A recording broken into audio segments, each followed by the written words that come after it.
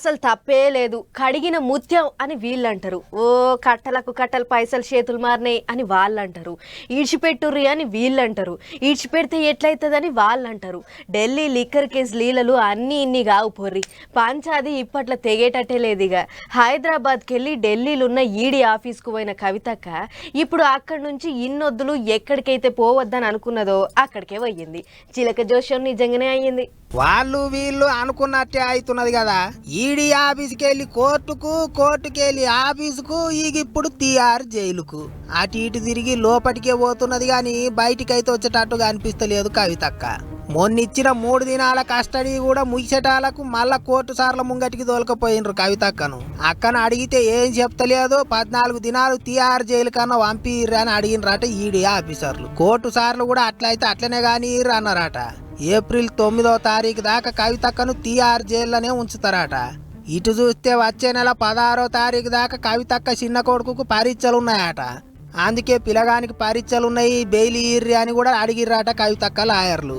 అయినా సుత కోర్టు సార్లు ఇంటికి కాదు జైలుకే పోమ్మన్నారట. బెయిల్ పిటిషన్ మీద మళ్ళీ ఏమన్నా ముచ్చట్లుంటే ఏప్రిల్ 1వ తారీఖు నాడు ఇంటమన్నారట.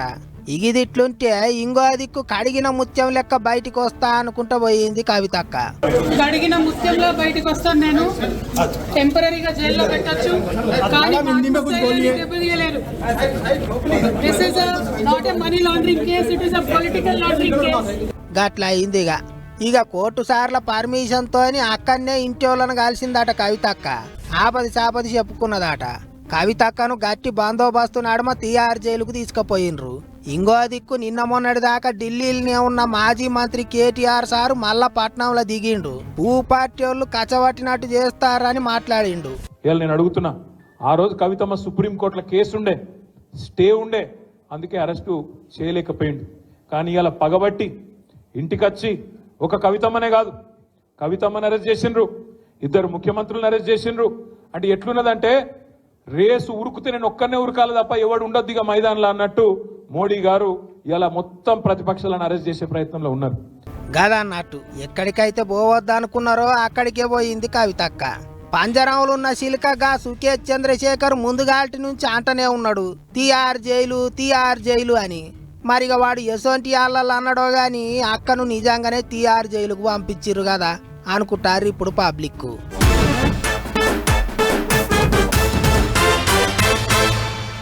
ఎలక్షన్ల టైంలో పడరాని పార్టీలకు సుక్కలు చూపిద్దాం అనుకున్నాడు. షీపురు కట్టతో ఊడ్చినట్టు ఊడ్చి పారేద్దామని అనుకున్నాడు. కానీ ఆఖరికి తానే పోయి లోపట కూర్చున్నాడు. అయితే లోపటున్న సార్ సప్పుడుగాకనైతే ఉంటలేడు, డ్యూటీ చేస్తున్నాడు. బయట ఉన్న మంత్రులకు ఆర్డర్లు ఇస్తున్నాడు. అయితే ఎంత చేసినా సార్ కూడా రేపో మాపో అక్కడికే పోతాడు అంటుర్రు. మరి ఆయన కథ ఎక్కడి దాకా వచ్చిందో ఒకసారి అరుచుకొని వద్దాం పారి. ముఖ్యమంత్రినే అరెస్ట్ చేస్తారా అని ఢిల్లీలో పొట్టు లొల్లి చేసిర్రు షీపురు కట్ట పార్టీ వాళ్ళు. వాళ్లకు తోడు పార్టీ వాళ్ళు కూడా మరలబడ్డట్టు చేసేటాలకు లడాయి ఇంగిత గట్టిగానే అడిచింది. పోలీసోళ్ళు నీళ్లు కొట్టి అందరిని అదుపులో పెట్టిర్రు, బండెక్కిచ్చిండ్రు. దినాం గిట్లనే అవుతున్నది ఢిల్లీలా. అటు ఈడీ ఆఫీసులో ఓ పంచాయతీ, ఆఫీసు బయట ఓ పంచాయతీ. సినిమా కథ లెక్కనే నడుస్తాంది వ్యవహారం. ఇంకో దిక్కు జైల్లో కూకున్న డ్యూటీ మాత్రం ఇడుస్తలేడు కేజ్రీవాల్. మొన్న లోపలికి వెళ్ళే బయట ఉన్న నీళ్ల మంత్రికి ఆర్డర్లు వేసిండు. ఇప్పుడు ఆరోగ్యం మంత్రికి ఆర్డర్ వేసిండట.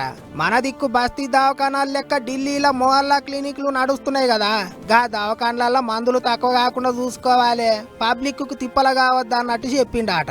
చూసిర్రా, లోపటేసినా సారు పబ్లిక్ ఆరోగ్యం గురించే సోంచాయిస్తాండ అన్నట్టు గొప్పగా చెప్పుకుంటారు షీపురు కట్ట పార్టీ వాళ్ళు. అయితే ఇక్కడనే ఈడీ ఆఫీసర్లకు అంత కాడబడ్డట్టు అవుతున్నదట. లోపటేసిన కేజ్రీవాల్కు ఓ కంప్యూటర్ ఇయ్యలేదు, పెన్ను పేపర్ ఇయ్యలేదు.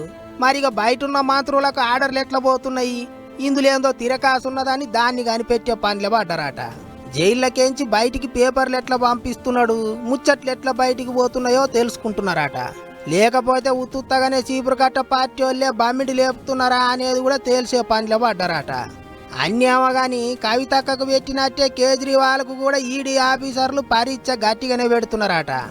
అక్కకు మందు సీసాల కేసు ఒక్కటే ఉన్నది గాని కేజ్రీవాల్కు గోవా ఎలక్షన్లప్పుడు ఖర్చు పెట్టిన పైసల కేసు కూడా ఉన్నది. అందుకే ఇరకాటం ఇంకింత ఎక్కువనే ఉన్నదా అంటున్నారు. మరిగా ఆ కేసులతోని ఎట్లా ఏగుతాడో ఏం చేస్తాడో గాని ఆఖరికి అటు ఇటు తిరిగి ఢిల్లీ సీఎం కూడా తీఆర్ జైలుకే పోతాడు కావచ్చు అనుకుంటారట ఇప్పుడు చాలా మంది. మరిగా ఏమైతుందో చూడాలి.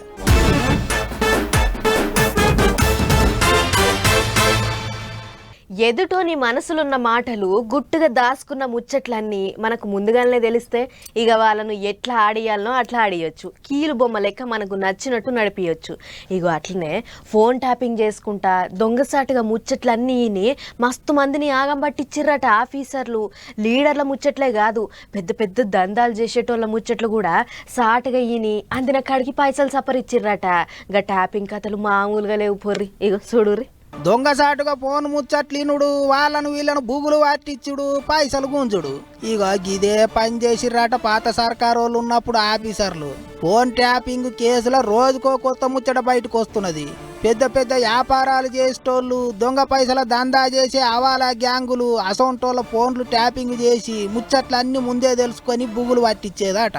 వాళ్ళతోని పైసలు తీసుకొని పెద్ద పెద్ద ఇండ్లు కొనుక్కున్నారట. ఫోన్ ట్యాపింగ్ కేసులున్న పెద్ద తలకాయ ఇప్పుడు అమెరికాలో దాచుకున్న ఆఫీసర్ ప్రభాకర్ రావు కొన్న ఇల్లట గిది. చూడుర్రి ఎట్టున్నదో.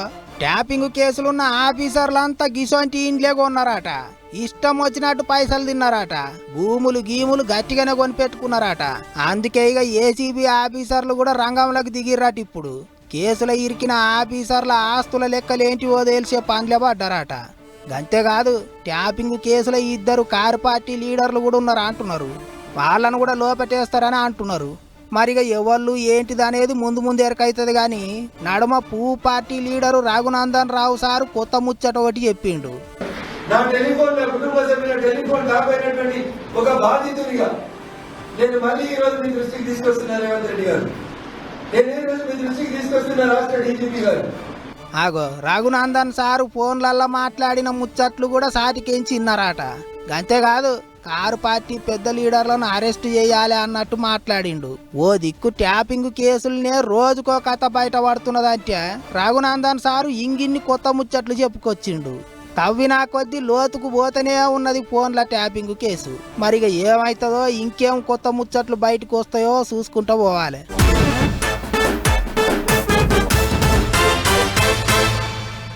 వాళ్ళు సరిపోతుర్రు వీళ్ళు సరిపోతుర్రు అయ్యో అని అంటుర్రు. సర్కారు వాళ్ళు పోతేనేమో ఏం ఫికర్ చేయకుర్రి అన్ని తీర్లా ఆదుకుంటాం అని అంటుర్రు.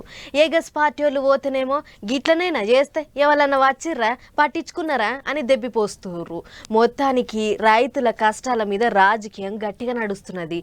వీళ్ళ మీద వాళ్ళు వాళ్ళ మీద వీళ్ళు పొట్టు ఆడిపోసుకుంటుర్రు. రాన్రి చూసుకుందాం అన్నట్టే మాట్లాడుతుర్రు లీడర్లు.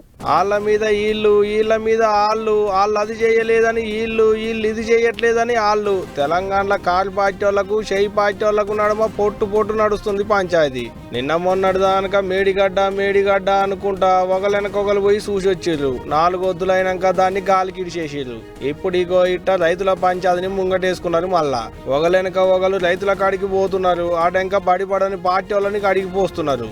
10 సంవత్సరాలు రాష్ట్ర ఖజానాను ముట్టడించారు. ఇప్పుడు ఏది ఆ అవకాశం లేదు కాబట్టి సచివాలయం మళ్ళీ ముట్టడిస్తామంటారు. నిన్న మొన్నటి దాకా అధికారం ఉన్నది వాళ్ళే. కాంగ్రెస్ పార్టీ అధికారంలోకి వచ్చింది వర్షాకాలం తర్వాత వచ్చింది. మళ్ళీ నదిలో నీళ్ళు ఉన్నా కూడా మీరు విద్యుత్ ఉత్పత్తికి రాయలసీమకు నీళ్ళు వెళ్తూ ఉంటే గుడ్ల బగ్గించి చూసుకుంటూ ఉండి రైతులకు పంటలకు నీళ్లు లేని గతిని సృష్టించింది మీరు. అది విన్నారు కదా. ఇగో ఇట్ట మొన్నోపాలి మాజీ మంత్రి హరీష్ రావు సారు రైతుల కాడికి పోయి రైతుల పొలాలు ఎండిపోయేటట్టు చేసింది షై పార్టీ వాళ్ళే. రైతుల్ని ఆదుకొని వాళ్లకు పంట నష్టపరిహారం ఇవ్వకుంటే సచివాలయాన్ని ముట్టడిస్తామని నిప్పు రాజేసిండు. ఇక ఇప్పుడు గానిప్పు ఉప్పు మీద పడి మంత్రి జూపల్లి సార్కు తగిలి సుర్రు అన్నట్టుంది. అందుకనే ఆయన తరీకల ఆయన హరీష్ రావు సార్ను గట్టిగానే చాపించిండు. ఇది ఒకటే కాదు ఇంకా గట్టిగానే అరుచుకున్నాడు. అది మీరు 10 సంవత్సరాలు చేయలే, ఏ రోజు పంట ఇవ్వలే. ఇలా ముందే మీరు అరుస్తూ ఉన్నారు, మాట్లాడుతూ ఉన్నారు. అంటే డెఫినెట్ దీన్ని బట్టి ఏమర్థమవుతుంది, 100% మీరు రాజకీయాలు రాబోయేటువంటి పార్లమెంట్ ఎన్నికల్లో మీరు లబ్ధి పొందడం కోసం మాట్లాడుతున్నటువంటి మాటలు తప్ప మీకు రైతుల పట్ల రైతుల గురించి మాట్లాడేది కాకులేదు. 10 ఏళ్లలో మీరెంత మందికి ఇచ్చిరో చెప్పురి అన్నట్టే గట్టిగానే మాట్లాడుకోవచ్చుండు మంత్రి సారు. ఇంకేమన్నాడో ఈనూరి. 2021-22 సంబంధించి కృష్ణా నదిలో శ్రీశైలంలో నిండా నీళ్లు ఉండి కూడా వరేస్తే ఊరి అని చెప్పి నీళ్లు మొత్తం కిందకి వదిలేసారు. ఖరీఫ్ పంట కూడా వాటర్ ఇవ్వలే, ఖరీఫ్కి వెళ్ళి రబీకి ఇవ్వలే. నేను సాక్ష్యం, ఇది కాదని చెప్పగలరు హరీష్ రావు. గడ్డి కోసావు నువ్వు అన్నాడు ఇరిగేషన్ మంత్రిగానే ఉన్నావు. ఇగో ఇట్ట అధికారంలో ఉన్నప్పుడు కారు పార్టీ వాళ్ళు ఏం చేయలేదని షెయి పార్టీ వాళ్ళు, ఇప్పుడు అధికారంలోకి వచ్చినాక షెయి పార్టీ వాళ్ళు ఏం చేస్తలేదని కారు పార్టీ వాళ్ళు ఒకరి మీదకి ఒకరు కారాలు మిలియాలను ఊరుకుంటున్నారు. రోజుకో పంచాయతీని ముందటేసుకుంటా పండ్లు పటపటపట అని కొట్టుకుంటున్నారు. నిన్న మొన్నటి దానిక నీళ్ల పంచాయతీ, ఇప్పుడు రైతుల పంచాయతీ. పార్లమెంటు ఓట్లు దగ్గర పడుతుంటే రోజుకో జవడం అవుతుంది తెలంగాణలో. చూడాలే ముందు ముందు ఇంకెన్ని కొత్త కొత్త పంచాయతీలు పుట్టుకొస్తాయో ఏందో అనేదిగా.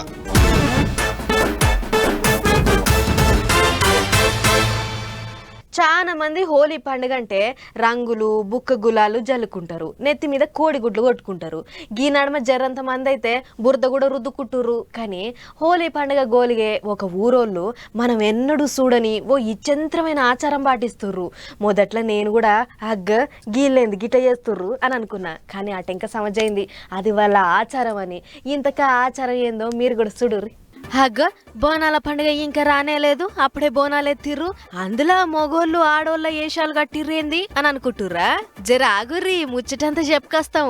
కర్నూలు జిల్లా ఆదోని మండలంలో ఉన్న సంతకులారు అనే ఊళ్ళే హోలీ పండుగకు ప్రతేడు గిట్ల ఓ వింత ఆచారం నడుస్తుంది.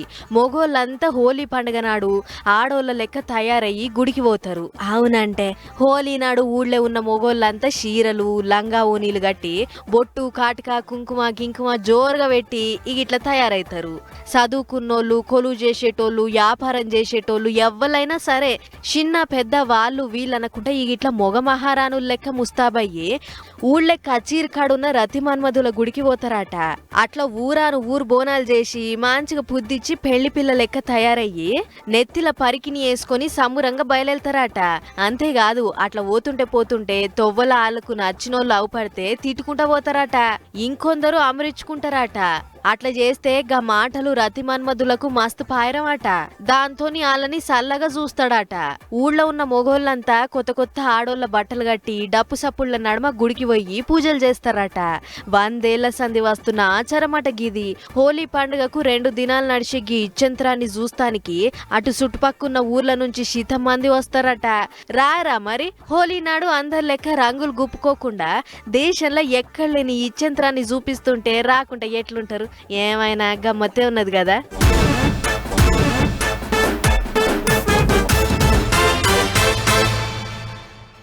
అరే ఇప్పుడే మా ఊళ్ళో ముచ్చట పట్టుకొచ్చారు, అదైతే ఒకసారి చూసేద్దాం పార్రి.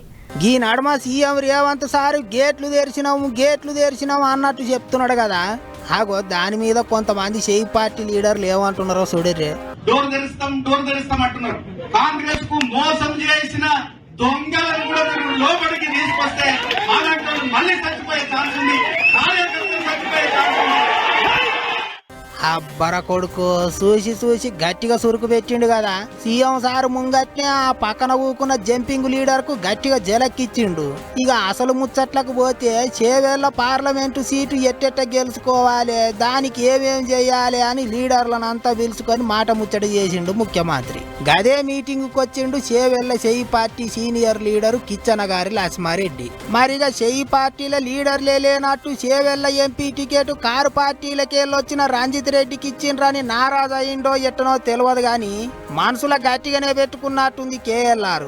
అందుకే మీ గేట్లు చల్లకుండా ఆ గేట్లు జల్దిగా బంద్ చేయండ్రా అన్నట్టే మాట్లాడిండు. సీఎం సారు గేట్లు తెరిచి పెట్టినందుకే ఒకప్పుడు షెయి పార్టీకి వ్యతిరేకంగా పనిచేసిన వాళ్ళంతా మళ్ళా ఇప్పుడు అదే పార్టీలో వచ్చి షరీక్ అవుతున్నారు అన్నట్టు మాట్లాడిండు. జంపింగ్ లీడర్లు చేయబట్టి అసలైన షెయి పార్టీ వాళ్ళ టికెట్లకి ఎసరొస్తున్నది అన్నట్టు బాధపడ్డాడు. అంతేకాదు నిజమైన షెయి పార్టీ లీడర్లు చచ్చిపోతారు అన్నట్టు రేషం కొద్ది మాట్లాడిండు. గేట్లు బంద్ చేయిర్రి అని సీఎం సార్కు చెప్పకనే చెప్పుకొచ్చిండు. ఇక ఇట్లా అన్నడాని ఆయనతో చేవెళ్ళ రంజిత్ రెడ్డిని పరిశాన్ చేస్తాడేమో అనుకునేరు. ఇక చూడు రాటానికి ఏమన్నాడో.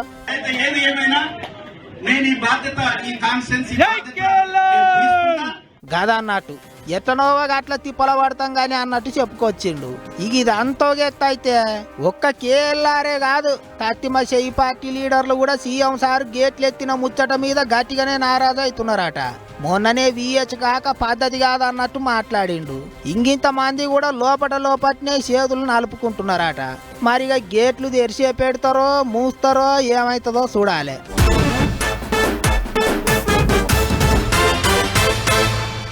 పేనుకు పెత్తనం ఇస్తే నున్నగా గుండు కరిగిందట. గిట్లనే ఉంటుంది కొంతమంది ఆఫీసర్ల పంతనం. నన్ను మించిన సిపాయి లేడన్నట్లు పబ్లిక్ను ఆగం పట్టిస్తుంటారు. పెద్ద సార్ల మాట కూడా లెక్క చేయకుండా శితం ఎట్లా చెప్తే అట్లా చేసుకుంటా ముప్పు తిప్పలు పెడుతున్నారు. ఇక అట్లనే ఎక్కడేం పనిలేని ఓ ఆఫీసరు అంగట్ల బతికే కొందరి పొట్టగొట్టిండట. మరి ఆయన ఎవళ్ళు, ఆయన చేసిన ఉద్దారకం ఏంది అనేది మనం కూడా ఒక్కసారి అరుసుకొని వద్దాం పార్రి. హగ్గ గాలి దుమారం గిట్లా ఏం లేదు కదా. మరి దుక్నాల ముంగటేసిన పందిరి, బోర్డు, రేకులు, ఇనుప మంచాలు గిట్ల కూలిపడ్డయింది అని అనుకుంటుర్రా? అవి కూలిపోలేదు, ఉబ్బాగక ఒకడు కూలగొట్టిండు. అవును, పేనుకు పెత్తనం ఇస్తే నెత్తెంత గొరిగినట్లు చందర్ అనే టోనికి పెత్తనం ఇస్తే ఇట్లా అంగడి మొత్తం ఆగం పట్టించిండు. ఇక అసలు ముచ్చట ఏందంటే పట్నంలో జీడిమెట్ల కాడున్న షాపూర్ నగర్ అంగట్లే గరీబోళ్ళు కూరగాయలు అవ్వోటి ఇవ్వోటి అమ్మే దుకాణాలు పెట్టుకుని బతుకుతున్నారట. అయితే దుకాణాలు జయంగా మరి తొవ్వకు అచ్చుడు పోవుడు తక్లీఫ్ అవుతుందని ఎవరన్నా ఫిర్యాదు అయ్యిర్రో ఏమో గాని డిప్యూటీ కమిషనర్ తొవ్వపంటున్న దుకాణ పోళ్లను సంజాయించి మెల్లగా పక్కకు జరపాలి అని ఆర్డర్ వేసిండట.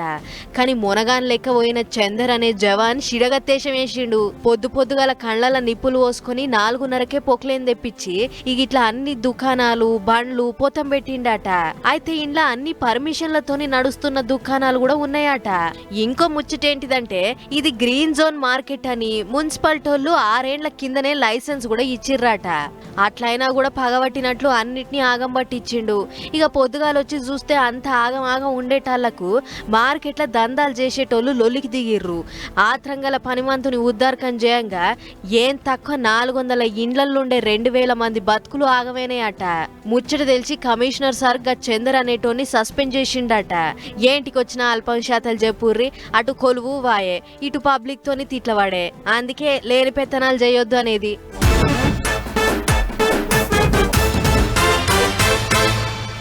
పొద్దుకుడే ఆలస్యం, మందు కొట్టుకపోవుడు, సీసాలేపుడు. ఈగింత కడుపులో పడ్డాక మందు బాబులం మేము మందు బాబులం అనుకుంటా రాగాలు అందుకునుడు. పొద్దుకితే చాలు మందు కొట్ల ముంగట ఓ జాతరే ఉంటుంది. ఖరీదుగల సీసాలు కాదు, కడుపులు ఎంత పడ్డది అనేదే కావాలి అన్నట్టే పోటీ పడి తాగుతుంటారు. ఆగో ఆ సొంటోళ్ళు ఉన్నారు కాబట్టే ఇగో ఈ సొంటోళ్ళు చేసేటి దందాలు 3 కోటర్లు 6 ఫుల్లులు అన్నట్టు సాగుతున్నది. చెడిపోయేటోళ్ళు ఉన్నంత కాలం చెడగొచ్చేటోళ్ళు పుట్టుకొస్తూనే ఉంటారు అన్నట్టు తాగేటోళ్ళు ఉన్నంత కాలం ఇగో ఇటువంటి మందు దందాలు చేసేటోళ్ళు పుట్టలంగెళ్ళిన పురుగుల లెక్కనే పుట్టుకొస్తూనే ఉంటారు. అగ జోడోరికి సీసాలు సల్లగుండా బొడ్లకు బుడ్లు అన్ని ఖరీదు గల బుడ్లే ఉన్నట్టున్నది. చూస్తుంటే ఒక్కోటి 4-5 వేల దానుకుండే తట్టున్నది. ఆ లేబులు ఈ లేబులు అని అన్ని ఏక్ సీసాలే ఉన్నాయి కదా.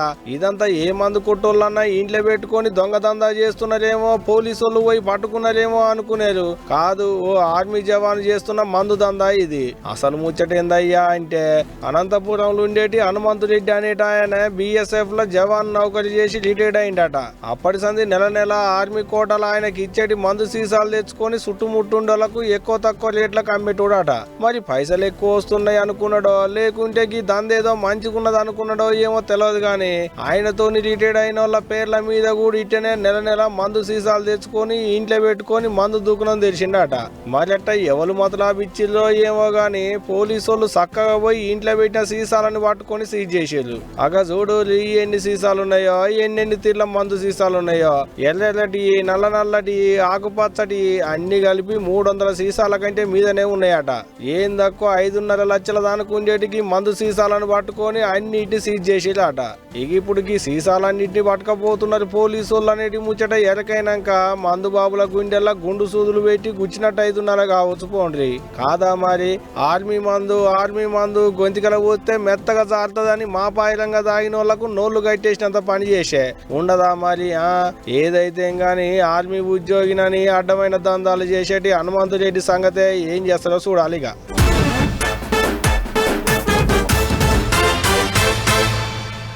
ఇద్దరి నడుమ పంచాది అయితే వాళ్ళు ఏం చేస్తారు, పంచాది ఎట్లొచ్చిందో ఓ నలుగురిని పిలిపించి మాట్లాడి తష్ప చేసుకుంటారు.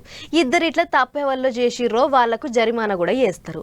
ఒకవేళ అట్లా కూడా పంచాది తెగకపోతే లొల్లి ముదిరితే చెల్లుకు చెల్లు చేయాలి అన్నట్లు టైం కోసం చూస్తుంటారు. ఇగో అట్లనే ఒక ఆడ పగోన్ని పరిశాన్ చేయనికి పోయి తాను దోడుకున్న గుంతల తానే పడ్డాడు ఓకోడు. మరి వానికి కథ ఏందో చూడుర్రి. నిన్ని అలా వట్టిగా బట్టగాల్చి మీదేసేటోళ్ళు ఎక్కువ అయ్యిర్రు. ఆ సొంటి ముచ్చటే గిది. అగో తలకాయలకు నల్ల ముసుగులేసి తోలుకొస్తుర్రు చూడు బద్మాషిగాళ్ళు, బాలే కంత్రిగాళ్ళే ఉన్నారు. ఇక అంత కలిసి ఏం చేసిర్రయ్యా అనంటే వికారాబాద్ జిల్లా పరిగిలా మందుగోళీల దుకాణం నడుపుతుండట ముషరఫ్ అనేట ఆయన. మరిగ ఆయనకు ఓ యూట్యూబ్ ఛానల్ పనిచేస్తున్న ఉజాయిఫ్ అనేటోనికి ఎక్కడ లొల్లొచ్చిందో ఏమో గాని పంచాది గట్టినే అయినట్టున్నది. అది మనసులో పెట్టుకుని మెడికల్ షాప్ ఓనర్ ముషరఫ్ ను ఏదో కేసులో ఇరికిచ్చి జైలుకు పంపాలి అని ప్లానింగ్ వేసిండు.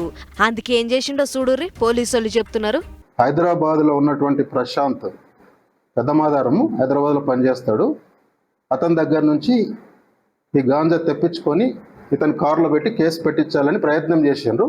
బట్ ఇది ఫ్యాక్ట్స్ ఏంటంటే ఇన్వెస్టిగేషన్ లో ఈ విధంగా తేలింది. గదన్నట్టు అసలు సంగతి. పట్నంలో ఓ లట్టుపట్టుగాని పట్టుకొని గంజాయి కొనుక్కొచ్చిర్రట. దాన్ని ఓ ప్యాకెట్ల పెట్టి తెలవకుండా తీసుకుపోయి గా మెడికల్ షాప్ ఓనర్ కార్ల పెట్టిర్రట. మీదికెళ్ళి వాళ్లే ఫోన్ చేసి పలానా కార్ల గంజాయి కొండబోతుర్రని పోలీసోళ్లకు ఇషారా చేసిర్రట. అంతేకాదు పోలీసోళ్లకు అనుమానం రావద్దని గీ ప్లానింగ్ కు ముందుగానే ఓ బకరాగాన్ని దోలుకుపోయి పోలీసోళ్లకు ఇన్ఫార్మర్ లెక్క పరిచయం చేసిర్రట.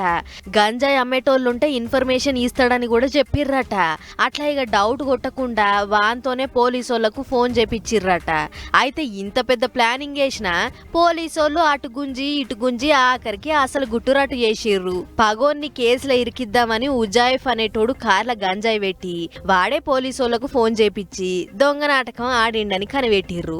అందరిని పట్టుకుపోయి లోపటేసిర్రు. పోలీసోళ్ళు గట్టిగా కార్వాయి చేసిర్రు కాబట్టి ఓ అమాయకుడు బయటపడ్డాడు. లేకపోతే వట్టిగా ఆగమయ్యేటోడు అని అనుకుంటుర్రు గీ ముచ్చట చూసిన జనాలు.